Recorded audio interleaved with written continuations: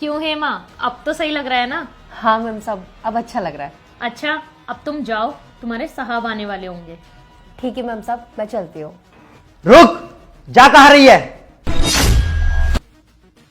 क्या कर रहे थे तुम दोनों आपस में ये? अरे विकास, क्या हुआ? तुम इसमें इतना गुस्सा क्यों कर रहे हो? हमारे बेडरूम में इतनी गंदी हरकत कर रही हो और मुझसे पूछ रही हो क्या हुआ? और इसे तो छोड़ो, इसे तो सिर्फ 2 महीने हुए हैं हमारी जिंदगी में आए हुए, लेकिन तुम्हें जरा सी भी शर्म नहीं आई अपनी नौकरानी के साथ इतनी गंदी हरकत करते हुए?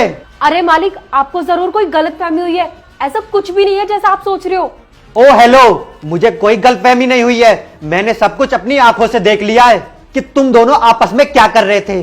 तुझे जरा भी शर्म नहीं आई? ये तेरी मालकिन है और तू अपनी मालकिन के साथ इतनी गंदी हरकत कर रही है, और तुम भी इसका साथ दे रही थी, इसके साथ इतनी गंदी हरकत कर रही थी।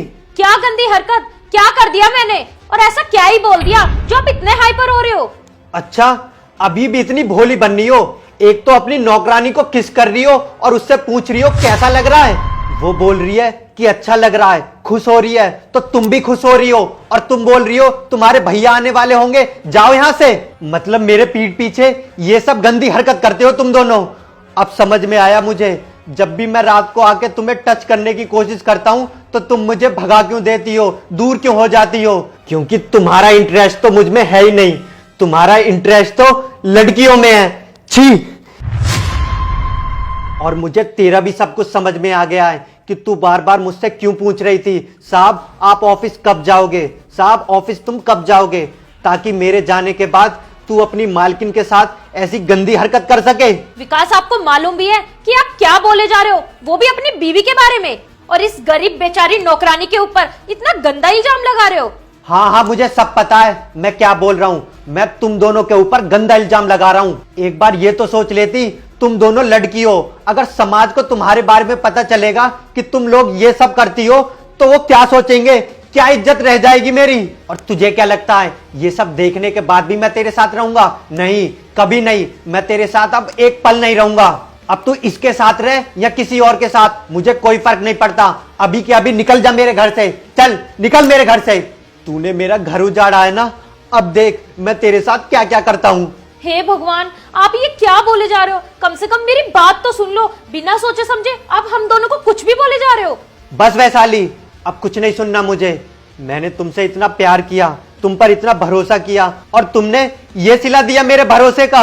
और अब मुझे सब कुछ समझ में आ गया है कि तुम मेरे से बार बार नौकरानी के लिए क्यों बोल रही थी, ताकि तू नौकरानी रख के अपनी हवस की प्यास बुझा सके, है ना?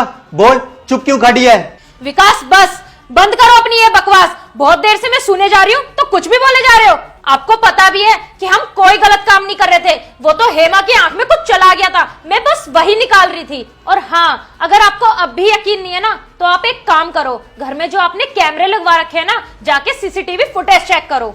हाँ, जरूर चेक करूंगा, और फिर उन फुटेज को तेरे मम्मी पापा को दिखाऊंगा। उन्हीं के सामने मैं तेरी और उनकी बेइज्जती करूंगा कि उनकी बेटी नौकरानी के साथ कितनी गंदी हरकत कर रही थी। और अब मैं तुझे डिवोर्स भी दूंगा, मुझे नहीं रहना तेरी जैसी बच्चलन औरत के साथ। रुक तू, अभी फुटेज चेक करता हूं।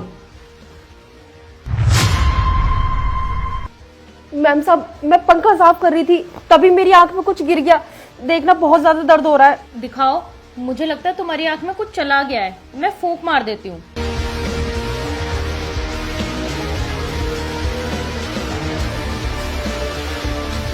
ओह शिट, ये क्या कर दिया मैंने? वैशाली, प्लीज मुझे माफ कर दो। मैंने बिना सोचे समझे तुम पर इतना गंदा इल्जाम लगा दिया। मुझे कुछ भी बोलने से पहले एक बार देख लेना चाहिए था। प्लीज वैशाली, मैं तुम्हारे सामने हाथ जोड़ता हूँ, मुझे माफ कर दो। विकास, अब क्यों माफी मांग रहे हो? और बोलो मुझे, और गंदे गंदे इल्जाम लगाओ मुझ पे?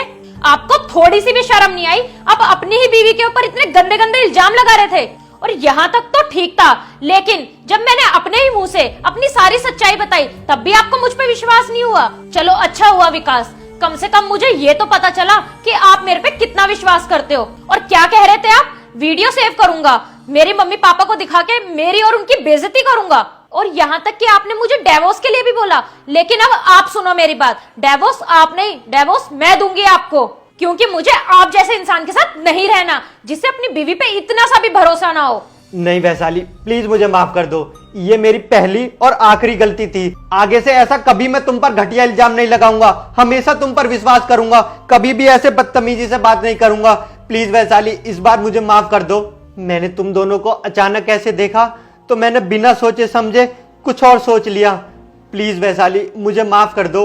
नहीं विकास, मुझे अब आपकी कोई बात नहीं सुननी और ना ही मुझे अब आपके साथ रहना है। रहो आप इस घर में अकेले, जा रही हूं मैं। अरे वैशाली नहीं, प्लीज मेरी बात तो सुनो वैशाली। हाथ छोड़ो मेरा और आइंदा मुझे अपनी शक्ल मत दिखा देना। वैशाली प्लीज। हेमा प्लीज तुम रोको ना अपनी मालकिन को, प्लीज वो मुझे छोड़ के ना जाए, बोलो ना उससे। रहने दो मालिक, जाने दो उन्हें, क्योंकि अब वो नहीं रुकेंगी। क्योंकि एक औरत सब कुछ बर्दाश्त कर सकती है, लेकिन ये कभी बर्दाश्त नहीं करेगी कि उसका पति उसी पर शक करे, इतने घटिया इल्जाम लगाए। ठीक है मालिक, अब मैं भी चलती हूँ, क्योंकि अब मैं भी इस घर में काम नहीं करूंगी।